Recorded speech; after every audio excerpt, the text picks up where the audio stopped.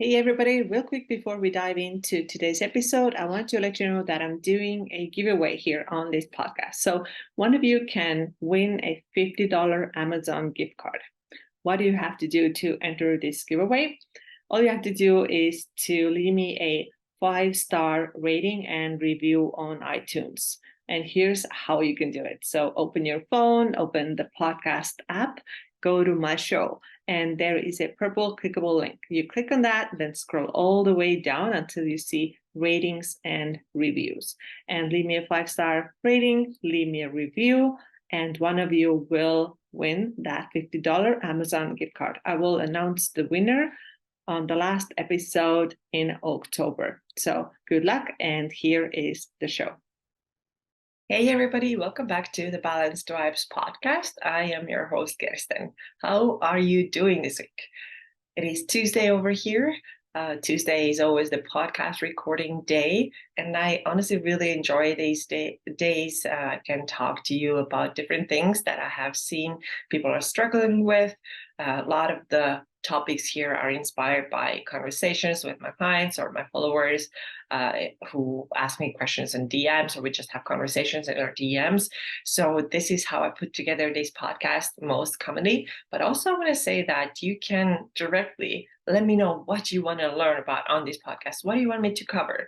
Because that gives me even better idea, better way to explain things. I can target exactly the things that you are interested in. So if you have a specific question or topic in your mind, please let me know. You can send me a message on Instagram. You can, of course, send me a message via Facebook group.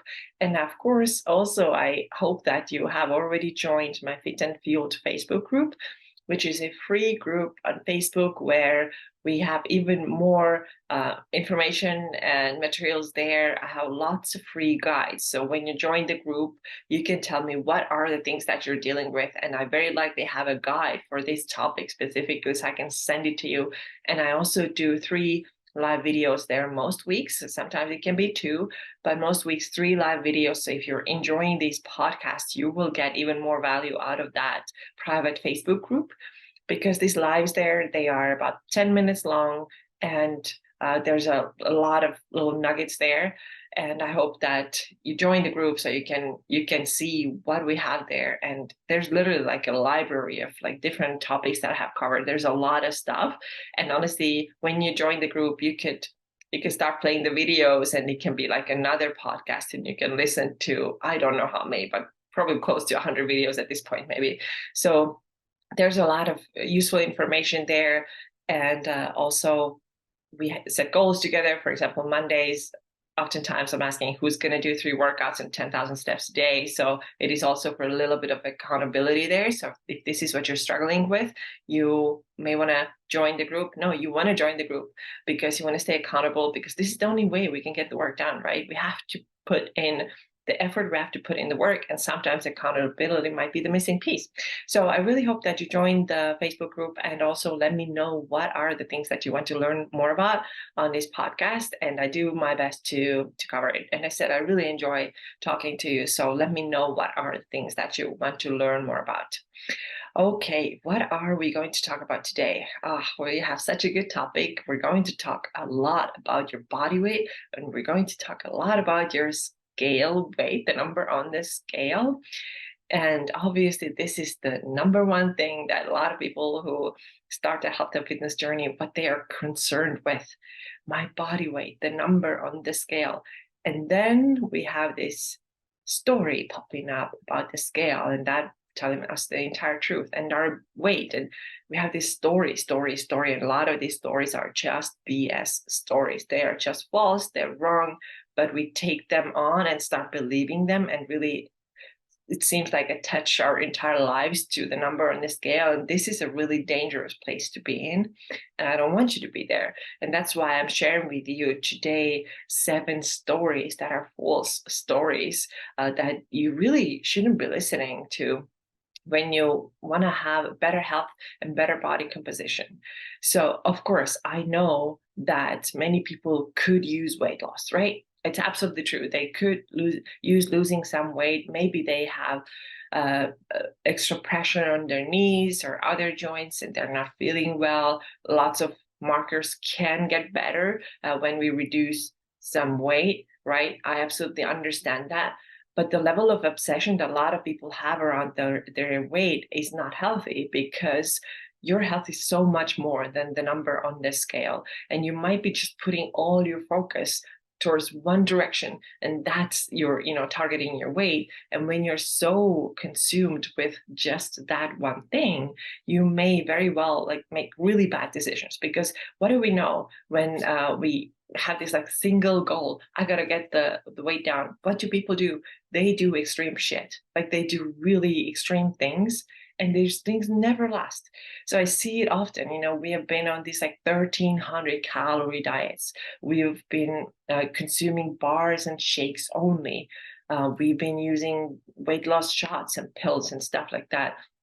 And they don't help us, because even if the scale weight comes down for a little bit, then it comes back up and often comes with interest, right? Another thing that we could use is like doing lots of intense training to punish ourselves with working out and getting the weight down this way too. Yeah, absolutely works for a little while, but it doesn't last. So you can see how this like severe obsession with the number on the scale can totally send you in the wrong direction. And then eventually we are in a place where we have this really adapted metabolism that is now used to getting only like 1,300 calories, and now it's adapted and now it's stuck, and now you gain weight even though you're not eating anything. You can have really poor thyroid health, adrenal health, liver health. You're missing out on so many nutrients. Now, this is another thing. When we cut the calories super low, where are we getting the nutrients from? Don't tell me that you can get all that your body needs when you eat 1,300 calories. You can't. You just can't. And so thinking that now weight loss is more important than the nutrient status in your body that makes your organs work, that that actually is far more important for your health. If we think that the scale is more important, we are totally going in the wrong direction, and we're not getting healthier. We're not getting healthier. We're probably getting sicker, right? Because if we take a long period of time where we're eating at 1,300, 1,400 calories, not getting the true nutrition that we need, of course the health is going to break down. And of course, when we talk about aesthetics, physique, you cannot build muscle on that amount of calories either. So we have to change that story. And we have to start focusing on many other things too that are not just about the scale. So long introduction here, and I think it's going to be a longer podcast episode today anyway, because this topic absolutely gets me excited, and I want to talk about it more, and also partly because I if you are very obsessed with the scale right now, I know where you're coming from. I was once too. I was really, really obsessed with it, and it wasn't a healthy place to be. Like, mind consumed nonstop with how much do I weigh? Did I weigh more than I was supposed to? What do I have to do to fix this? Right. So it was like ongoing, time consuming, absolutely taking over my brain type of situation. And it was exhausting. Like, you don't have time for anything else. It's just, that's all you think about. And this is how you determine yourself and your health and everything. So I don't want you to be there. So shall we then jump in? Because this introduction is getting very long. And as you can tell, I'm getting a little fired up here. Alrighty, so let's talk about the first story that I want you to get rid of. And that is that I have to be at a certain weight in order to be good enough or healthy or whatever the thing is that you think. So there's like very set number in your head, kilograms or pounds. You think if I go past that, then it's absolutely awful and horrible, right? And I had that too. So coming back to those years when I was severely overtraining with tons of marathon training, tons of running, and barely eating, when my diet consisted of like oatmeal and spaghetti and some tuna and water.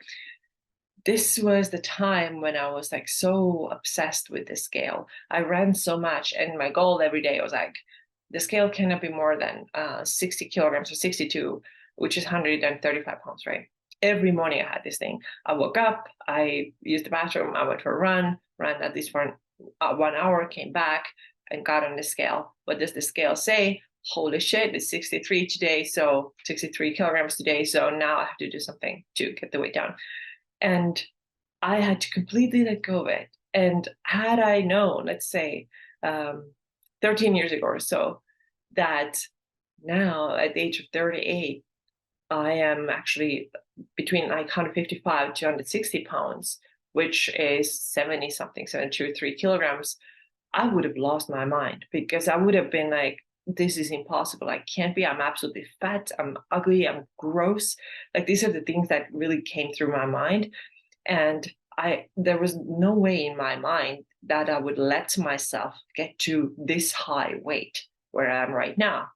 Right. And this it's so crazy to think back to, because I know that, the 135 pounds that I thought it should be, looking back, I was really unhealthy, right? No periods, like weak, the story. I've talked about it many times, and obsessed with exercise and all that. And all this is gone now. I'm a lot healthier, having my periods. Health is good. I have my energy. I have a lot more muscle in my body. And really, I am 20 to 25 pounds heavier than I was back then, right? But I had this thought in my mind always like, oh my God, if I weigh more. And I had to let go of this. And it was really gradual. It wasn't like overnight, right? But I started to let go of this. And there's a period of time when I didn't weigh myself at all because I didn't want to see the scale number go up. And I was like, I can't handle it, so I'm not going to get on the scale. And now, of course, way better relationship with scale. It is whatever it is, right? But it definitely took me some time and I had to let go of it for a little while. So I've been talking about it openly, like, yes, my body weight is about like 155 to 160. And I've heard people say, it's so cool to hear that, because so many like fitness influencers, they're like super, these tiny things and super ripped and super lean, like 120 pounds. And it's cool to see that not everybody's like that and they can still look good. And I'm like, yeah, I'm not that petite, tiny, whatever. If some people are, that's totally fine. I'm not here to say that everybody who's like 120 pounds or less, that they're obsessed with anything. No, no, no, no, no. Absolutely not. Absolutely not. Some people are naturally this weight. This is how their body type is. This is what their frame looks like. They may have visible abs without much effort. There are people like this out there. But if it's forced, then it's not right. So, and I know for me, like 135 pounds was forced. I had to work so hard to be at this weight. It was not sustainable. It wasn't meant to be there. And over time, I started letting go of it. And like I said, like now 20, 25 pounds more and doing so much better. So I wanted to actually read one of the comments that I got to this topic when I talked about it the other day on Instagram. So somebody says, also, thank you for normalizing healthy weight by talking about your own weight in the Losing 5 Pounds PDF. So if you don't know what Losing 5 Pounds PDF is, I actually did on a vacation, totally on accident. I lost 5 pounds. And I made a PDF. It's available in my Fit and Fuel Facebook group. What happened? I really, seriously, it did happen on accident. I didn't want to try. So if you want that PDF, you can get it in my Facebook group. But coming back, I have thought my whole adult life that anything over 120 pounds is terrible and fat. It is really good for me to see real numbers for people who are slim. It's just part of my continuing education. So I think, I think it's awesome to realize that, okay, I had this like false, crazy thought in my mind all the time that I cannot be more than 120 pounds. But, thank you for showing that it is possible and you can still look healthy and still look good and be fine, right? And this is what I want to show you. Like, not everybody has to be like super thin, super small, super petite. You can be just like normal and healthy and not kind of chase that like extreme level of thinness and leanness, especially when it's unsustainable, and especially if it takes like a crazy amount of work to keep that. All right. So the first story was that thinking that you have to be at a certain weight, or there's like maximum weight that you're gonna get past, that you never get past. Now, the second story is that gaining weight equals failure. How many of us think that? Oh yeah, so many of us. And like I said in my previous example, that was me too. Absolutely thought that gaining weight equals failure. It can't be, it's a bad thing. But have you thought about the fact that sometimes it is a good thing? Again, it is not for everybody. Not everybody needs to gain more weight, but some people have to, or may just temporarily need to gain weight in order to heal from metabolic damage or metabolic adaptation. So sometimes people are just, their weight is not appropriate for them and they don't know it. And they may sign up for like a weight loss program And then actually when they start the healing, so if they do it correctly and they do a phase of healing, which is build up phase, but the way I call it, they actually may gain a little bit of weight. And then everybody freaks out, like, oh my God, I failed. This program doesn't work. This is just a piece of crap. Why did I sign up? I signed up to lose weight and now gain weight. What's up with that? But I want to tell you an example from one of my clients right now. So she has gained weight and it has been a very successful weight gain. And so let me tell you her background a little bit. So when we started, she was eating 1,600 calories, a little more, 1,660 calories. And she had been eating this way for a couple of years already. She was on this fairly known diet program and she was completely stuck, right? She was like, nothing's changing. I'm like trying so hard, but the weight is not coming down. And I told her, look, I know what you want. I see where you're coming from. But right now you're eating 1,660 calories. We have no room to cut your calories down because your metabolism is so adapted. That's all it wants to burn because this is where you have been keeping it. You've been keeping it at 1,660 calories for 2 years straight. So what we have to do is that we have to build your metabolism up. You have to give your body the time to heal. Okay, time to heal. And she understood it completely when I told her that, you know what, now we have to increase your calories. And during this time, we cannot expect weight loss. Sometimes it happens. Yeah, it happens. Maybe about 25-30% of people will get that. It didn't happen in her case. But you know what happened? She gained 4 pounds, right? So she started from 153.6 pounds, and now she's 158 by the end of 6 months, right? She's 158 pounds. But here's the thing. Her midsection measurements have not gone up a lot at all. Sorry, her midsection measurements have not gone up at all. So I take the smallest part of the waist, I take the belly button, and these two have not gone up at all. One of them has stayed exactly the same, and she has lost an inch from the other one. And now she has gained almost 4 pounds. So what is this gain? This is muscle gain because we have also improved the way she's working out. So how is she working out now? Lifting weights, doing similar program to my Train to Build, which is a membership program that you can sign up for also, just workouts, nothing else included there, just workouts. So she's doing that program and we have increased her calories. She has gotten so much stronger. We're taking photos monthly and we can see how the body composition has changed, right? So she has a lot more muscle. She has lost a little bit of body fat, but the scale, you see, has gone up. So now, can we really consider this a failure? No, absolutely not. I consider this a very successful reverse diet. And also because her midsection measurements, which are the best way really to measure your body fat, is it going up, is it going down, has they stayed the same.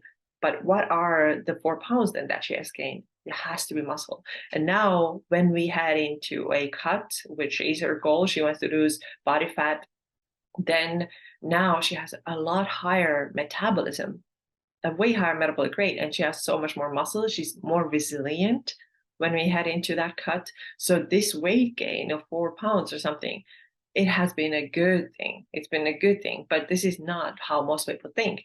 They immediately think, I signed up with a coach. Why am I not losing weight? But you're getting it wrong. You're getting it wrong. So like I said, some people, their weight will stay exactly the same. Some people lose a little bit of weight. She gained, but I still consider this success because she didn't gain body fat and she was really good at putting on muscle. Obviously, she put in a lot of work. She trained 3 days a week, still is. She's walking 10,000 steps, still doing that. I forgot to mention how we increased her calorie intake. So I told you she started from 1,660, where she had been a couple of years, and now she's eating close to 2,100 calories, right? So this is like 450 calorie increase. This is how much more she's eating without gaining body fat. This is how we do a reverse diet, right? So you have to understand that weight gain is not always a bad thing, something to be terrified. Sometimes it is a good thing for you, okay? And it can happen when you do a reverse diet, and you cannot throw in the towel and say that this shit didn't work. It's just like you're not used to things going this way. You're not used to understanding that sometimes weight gain is actually good. Okay, now the next thing, this one is a good one. So next story that people have in their heads is that I should trust my doctor when it comes to my weight. Oh, this is so good. So if you heard the podcast that I did with my client Carolyn, I believe we talked about it on the podcast too. I hope so. I'm getting confused now. Was it off air or was it on air? I think it was on air. So she talked about how, we did the weight loss, fat loss phase, and then we did the bulking phase, right? Because she wanted to put on muscle. And then she went to see her doctor, and the doctor was like, oh my God, you have to start losing weight because your BMI is now 26 or something like that, right? So what do doctors know about the weight? I'm sure some of them know something, but most of them have this single-minded focus, and that is the BMI, body mass index. And if it's past 25, you're overweight, you have a problem, start losing weight, eat your 1,200 calories and go running. This is BS. It really is BS. So if your doctor tells you that, please ask next time, let's check my lean body mass and let's check my muscle mass. And let's talk again. And so, of course, there are some people, again, there are people who are actually obese, overweight. They do have, this problem that they do have too much body fat and too little muscle mass, right? I think I've talked about it here too. Dr. Gabriel Lyon often says that our problem is that we are under muscled, not as much that we are over fat, we're under muscled. Muscle really is the organ of vitality and youth and health. Right, so we need more muscle. So what had happened to this woman, Carolyn, was that she had put on a lot more muscle than she previously had. Of course, her weight went up. The doctor started like panic, and she contacted me. She was like, "What do I do?" And I told her to calm down because I know she had been training with me for about 2 years. I knew what she was doing. I know how she was looking like. I knew that she has a lot of muscle in her body and we have no reason to freak out. So if you take elite athletes to the doctors, their BMIs will be higher too because they have a lot of muscle. Should we freak out? No. So doctors are not the best people to go to with your weight problems. Go to a nutrition coach or somebody else who knows, who has actual experience with this, who are not putting you on like extreme diets, who don't like start ringing the panic alarms when your BMI is a little bit higher. So you have to understand that this is how they're trained, this is how they learn. Again, not all of them, not 100% of people. I always want to make that clear that it's not that black and white, but too many of them only go by this one metric, and this is the BMI. And if this is outside of range, like, okay, immediately you have a problem here. While you may not actually have a problem, you may have a good amount of muscle mass. Also, super interestingly, my husband, who is a tall guy, and he is skinny. He really is skinny, right? He's one of those lucky people who can eat a lot of things and nothing seems to really stick. And he is also overweight on this BMI scale. And this is the most ridiculous thing to me. And it's just crazy to think that if he went to a doctor and the doctor was like, you got to start losing weight. Like if he lose more weight, I mean, I don't know, it wouldn't be much left of him. So this is just something I have to pay attention to, not getting like alarmed by these comments by the doctors. And please don't trust that, they know the truth when it comes to your weight always. Okay, the next story is that weight loss should be linear, right? It's not. I've had in my, how many years now? 3+ years of doing this work, I've had a very small handful of people who have literally lost weight every single week during our coaching together. It's been a small handful of people. Most of them, it's not linear. It's not one straight line that goes down like this. It is more like up, down, the direction is down, right? Yeah, that's how it should be going. But it's also, there are like bumps on the way, right? It's like waves and then it goes down. So this is how it typically looks like. And we cannot expect it to be straight line. Now, again, I want to give you another example of like messages that I sometimes get. One of them was recently like something like, I have really bad news. The weight was up today by 1 pound. This is not bad news necessarily. There are a lot of reasons why your weight might go up a little bit, and it's just it's just wrong to start panicking and start worrying about like all these things like, oh my God, what is going wrong? What is it? Why am I gaining this 1 pound? And then again, giving it so much brain power and time in a day, like thinking about it. Did I do something wrong? Did it all of a sudden stop working? All these crazy thoughts. So there can be many reasons why your weight is up a little bit, let's say 1 pound today. And this is not like bad news, alarm, oh my God. It really shouldn't be like this. So let's talk about some of these reasons why your weight might be up a little bit today or yesterday, whatever, tomorrow. So let's say that you ate a later dinner, right? But still there's more food sitting in your stomach, that's fine. Or you had a takeout meal, or you ate out at a restaurant. That can also be the reason, because these meals are typically higher in sodium, and that will temporarily increase your weight. Dehydration is one of the reasons why your weight might be up. Very common with women is the period is right around the corner, is coming tomorrow or in 2 days. Very, very, very common that the weight goes up a little bit then, which is probably retaining more water. Another thing that so many people don't know about and doesn't kind of seem to make logical sense, but it is true, is when you did a really hard workout the day before, right? You PR'd in your deadlift, you really push yourself. So what's happening right now is you have some inflammation in your body, and this inflammation can cause temporary weight gain. But the way a lot of people think is that, but I worked out yesterday, my weight should be going down. Now we have to catch that again, the old story that says, working out hard has to equal weight loss. Doesn't always. If you run like 3 hours, yeah, you're going to weigh less for sure. Done that. I've seen that. But this is not what we want to do here, right? So when we talk about lifting weights and doing strength training, resistance training, then doing a really heavy workout the day before will very likely increase your weight a little bit for the next day. So these are some of the reasons that your weight might be up a little bit, and there is no reason to kind of panic about it. What we want to look at is the trend. Is the body fat going down? Is the weight going down if you're tracking the weight? But it shouldn't be like, oh my God, panic.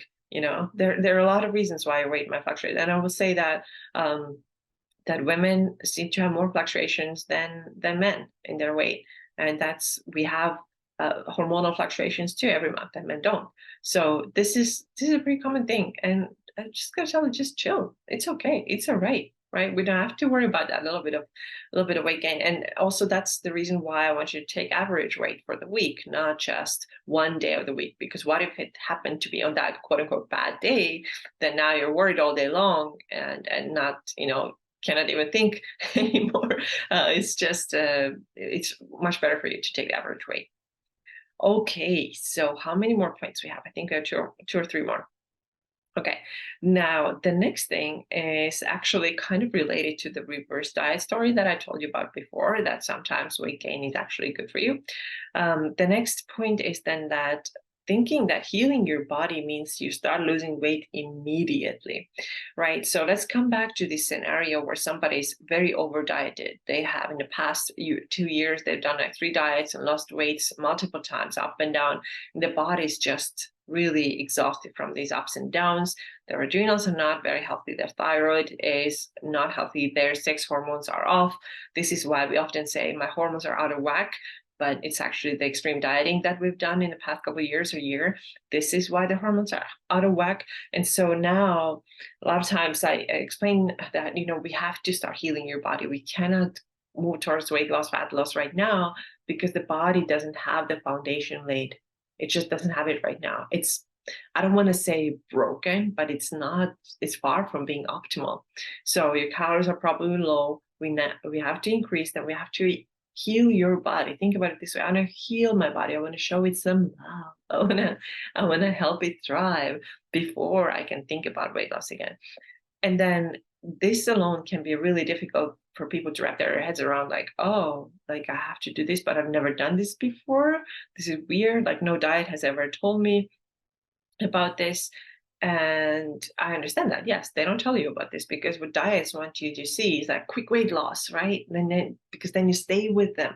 But now there's like somebody who's like, no, we have to do the healing first. And this can be super new. You've never heard about it. A lot of people have never heard about it. I think you have, because you have been listening to this podcast, you know it, but a lot of people don't. And so now, okay, let's say that I can convince the person that this is what we have to do, and they're rational, they understand it, like logically they get, oh, okay, yeah, it kind of makes sense. Like, right, if I have like I don't know, a broken leg or something, I have to let it heal before I can run on it, right? So same thing. So now let's say that they get the point, and now there's this idea comes in that, oh, I'm doing something good, I'm healing my body, I should start losing weight immediately, right? And I'm like, no, it doesn't always happen like this. So you kind of have to separate these goals a little bit. You cannot be like the healing phase equals massive weight loss, because it's not true. I think sometimes reverse diets are sold that way, that, oh, go on a reverse diet and then you just lose weight. And it's not always the case. Like I said in this previous example too, this person actually gained a little bit of weight. So it doesn't mean that you start necessarily losing weight super fast. Healing your body doesn't equal weight loss immediately. It probably will later. But when you first get started with this healing process, then at first you may experience like your weight staying the same, and or maybe even gaining a little bit, and you just have to calm down and knowing that the rewards come after, right? So when I explain this to people and they say, okay, I understand. I know it's gonna be hard, but I understand. I know what I need to do. It's gonna be all right. I understand. And I also ask, do you understand that in the first couple of months, you may not lose any weight at all? Are we on the same page with it? We are focusing on healing first. And they're like, yes, and yes. And then sometimes after 2 weeks, 2 initial weeks of working together, the questions start coming up, but I haven't lost any weight yet. So we have to check again. Okay, do we understand that healing doesn't always necessarily equal weight loss, immediate weight loss? We have to understand that. Without this understanding, we are not focusing on the right thing. We have still this panic mode in our heads, like lose weight, lose weight, lose weight. It will come afterwards. It will come later. If you truly have some weight that you need to lose, it will come later. But for the first several months, when you're healing your body from the previous damage that has been done because of all these diets and sometimes extreme cardio or HIIT training or whatever has like spiked your cortisol and made your adrenals mess, like first several months you may not see much weight loss at all, and this is just the period that you have to power through and be like, okay, I got this, because I trust the process. Because what is the alternative here, really? What is it? I don't see any alternatives to this, because you have to heal your body. Your body needs to feel safe, because otherwise it won't start losing anything. It only starts losing when it feels safe. So the solution is not to go from 1,300 calories to 1,000 calories. The solution is to go up a little bit in calories before we can reduce them again from a healthy place this time. All right, let's see. I think I have one more point here. And the one more story that I hear people think or talk about is that weight loss should be fast. Okay, so where's that coming from? Everywhere. Everywhere. So the diet culture just keeps telling us this BS that Jane lost 20 pounds in 10 days or whatever, and you can do it too, and this is a shiny object, and now you go towards that and you get that, and then this diet works for a while and then it doesn't, and it comes back with interest, right? So diet culture is really bad. It's just really bad for us. It doesn't focus on your health at all. It just wants to show you weight loss. But you know better than that, don't you? You know that this is not only about weight loss. This doesn't have to be fast. It doesn't. Actually, what I see all the time is that slower weight loss is better, it's more sustainable weight loss. It's not the fast one, because fast weight loss requires extreme methods, which we have talked about so many times, including today. So if you do something extreme, weight comes back down, and this is how you get this idea that, oh, it has to be fast. And so now when you start working with somebody who is explaining you the importance of healing your body before you can head into a cut, then you might be disappointed at first when you start working with them, because this is not going to happen fast, right? This is not like a 2-week project that we're doing here. This can take years. Sometimes it can take years. Yeah, it can. For most people, like getting to their goal takes at least 9 months to a year, and many need more. And that's just how it is. So now thinking that we can get like 2 years work done in 2 months is just really unrealistic. So please stop thinking about it this way. It's not true. It's inaccurate. So weight loss does not have to be fast. And in most cases, if it's slower, it's also more sustainable because it chose the better method, right? So it really depends on the method that you chose. Okay, so these are the points that I wanted to cover today. Lots of things, right? Lots of things. Um, just also overall, I want to tell you that it sounds kind of corny or whatever, but there's so much more about you and your personality and your life than your weight. Uh, it really cannot be the focus of your life. So many people don't really see how much they have, how much they are, like how amazing people they are, how much they're capable of, what else they could be able to do if they just freed their mind a little bit and let go of this serious obsession with the scale. Just people, the way I see it, like a lot of times I'm looking at people, I'm like, you are freaking amazing. You're strong, you're capable, you're powerful, you are all of these things. And I just wish that you saw it yourself instead of being so trapped in these thoughts about the scale only. It just sometimes honestly it kind of hurts to look at it. And I also, I look back at myself with a lot of compassion too, because this is where I was, and I'm like, oh my God, I wish I had, it doesn't make sense to regret things or whatever. But I just wish I hadn't been so consumed with it because it really took over my life and it really wasn't worth it. So I really recommend that you take this like much slower, calmer approach to the whole fat loss, weight loss thing, that you start seeing it more as improvement of your overall health, yeah, or and life, right? I'm gonna develop these new habits and behaviors, which are eating better quality food, eating higher protein food, making sure that I put on muscle because this is super helpful and beneficial and will help me to maintain my health and help me stay more independent as I get older. And this is just, it's just so much more. So just yesterday, one of my clients told me that she used to have this like really negative self-talk. It was like so bad that she would constantly like be so mean to herself inside her head. And so much of this has actually faded away when she started lifting weights about 1.5 years ago. And she feels I have this like sense of empowerment. I feel strong inside. I still have this negative self-talk, but it's nowhere near the level it was before. And I feel just so much more at peace with myself.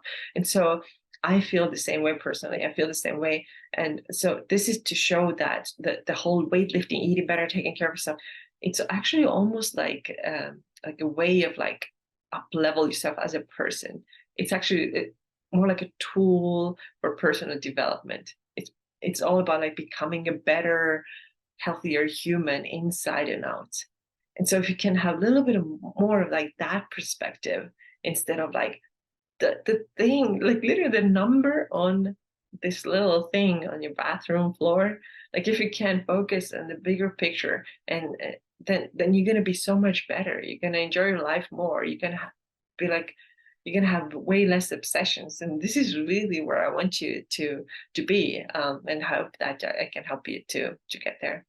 So if you need any help with any of this, please reach out if you're interested in one-on-one coaching, or if you are interested in just the training program. I do have Train to Build also, which is just workouts only. It's a really good program and it's updated. So all the videos there are new now. You can see the form better.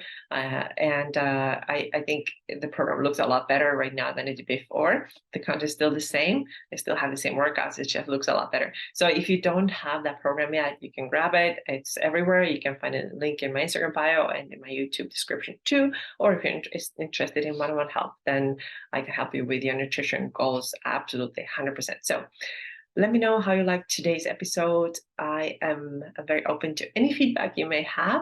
Thank you so much, and I will see you in the next episode. Take care.